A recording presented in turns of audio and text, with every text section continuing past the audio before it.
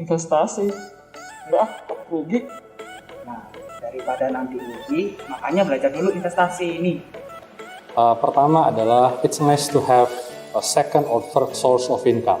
Oh gitu, berarti memang kita harus memahami resiko dulu, Yes. baru kita melihat returnnya. Oh gitu. Mari kita lanjut Pak ya. Monggo. Mana yang seharusnya kita dahulukan Pak? Apakah dana darurat, asuransi, atau investasi? Yang pertama dana darurat. Dana darurat itulah harus jadi prioritas kita. Itu harus jadi prioritas kita karena ya kita nggak bisa tahu ke depannya harus seperti apa. Ngomong-ngomong tentang asuransi, mostly sekarang ada yang dengan adanya yang namanya BPJS, the term atau dia punya prioritas dari pihak asuransi itu sedikit berubah. Oleh karena kita rata-rata udah punya BPJS, udah punya asuransi, kayak gitu. Jadi karena sekarang udah ada yang namanya BPJS, program pemerintah, maka sekarang kita dahulukan yang namanya dana darurat. Nah setelah itu kita harus cover juga asuransi. And then go to the investment. Kalau kita mau contohnya masih muda, bisa langsung ke investment. Apalagi belasan tahun, karena kita nothing to lose, willing to take risk is better. Pada saat kita masih 17-an tahun. Makanya kalau kita mulainya nanti umur 40-an tahun, risknya udah terlalu besar. Bukan hanya risk dari marketnya saja, investment risknya, tapi juga financial risk yang terkait tentang perencanaan keuangan keluarga kita. Karena kita udah nggak sendiri lagi. Contoh, kalau kita sebagai seorang suami, saya punya seorang istri untuk saya juga perhatikan keuangannya anak-anak dan juga orang tua. Pada saat kita menjadi kaum milenial sekarang, umur belasan tahun, go for it. Langsung ke investment is okay. All out ke investment. Iya, oke. Dan mungkin pertanyaan dari saya juga Pak, dana darurat ini sebaiknya berapa persen dari penghasilan Pak yang harus kita siapkan? Pertama-tama setelah kita mendapatkan penghasilan, otomatis 10% kita harus sisihkan untuk yang namanya zakat perpuluhan kalau kita Nasrani. Artinya sesuatu yang kewajiban keagamaan kita 10%. Nah, idealnya nanti 10%-nya adalah untuk investasi.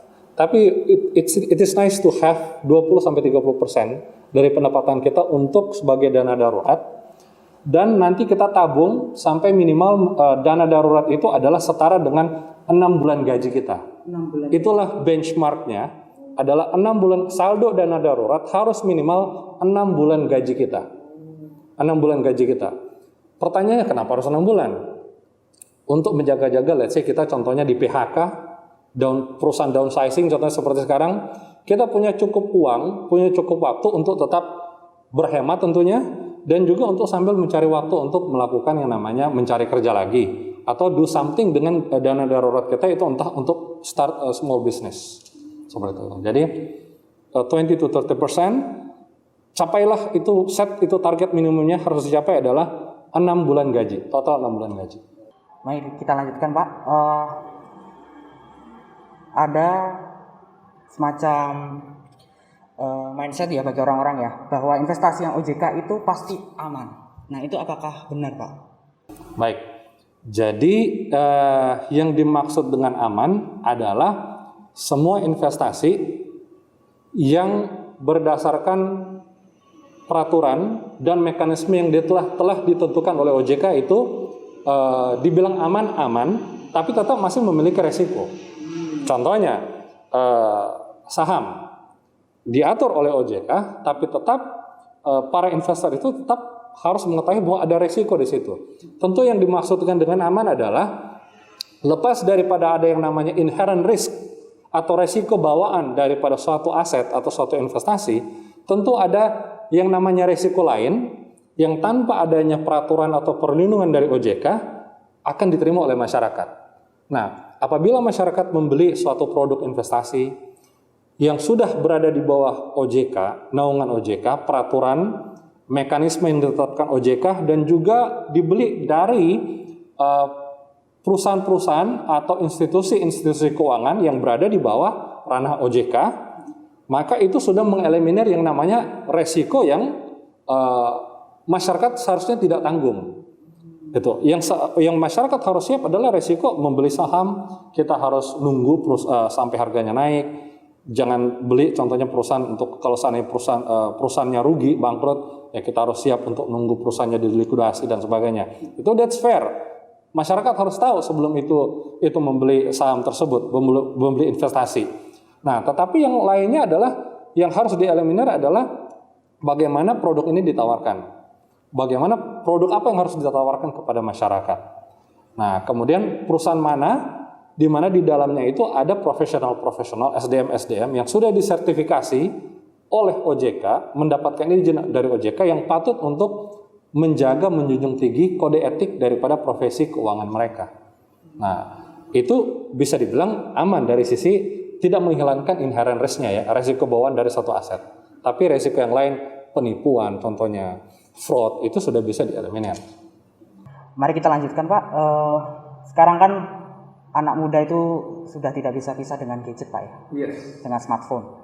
Nah, setahu saya juga di Play Store misalnya itu ada banyak sekali aplikasi-aplikasi investasi yang sudah di sertifikasi oleh OJK juga. Nah, itu apakah aman Pak untuk digunakan? Maksud saya aman di sini apakah kan setahu saya juga namanya aplikasi mobile ya.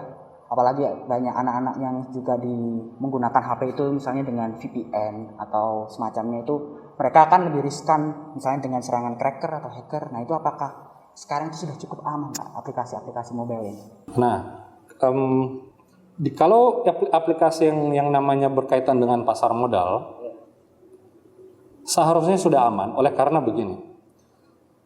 Kalaupun jadi mekanismenya adalah saya sebagai investor nanti harus pada saat proses pembukaan rekening itu ada yang namanya kita mencantumkan informasi tentang pribadi kita, nomor telepon, email, dan juga nomor rekening pribadi kita. Nah, apabila ada yang bisa menghack masuk ke sistem itu, maka tetap uang itu tidak akan bisa berpindah tangan dari rekening atas nama saya. Jadi, kalaupun terjadi security breach di aplikasi online, maka tetap uangnya itu akan masuk kembali kepada si pemiliknya. Nah, jadi kemudian dari Bursa Efek sendiri sama OJK itu secara tahunan itu sebenarnya melakukan audit terkait tentang infrastruktur IT dari semua semua institusi keuangan yang memberikan pelayanan online gitu ya. Jadi kalau di pasar modal dipastikan adalah apabila terjadi security breach dia akan masuk kembali ke rekening atas nama si investornya atau nasabahnya.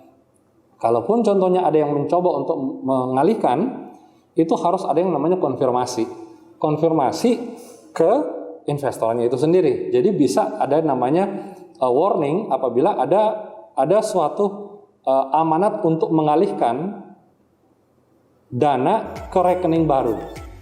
Itu harus diverifikasi dari perusahaan keuangan tersebut sebelum dilaksanakan. Jadi ada beberapa layer ya, dan yang terakhirnya itu adalah rekening itu atas nama investor itu sendiri.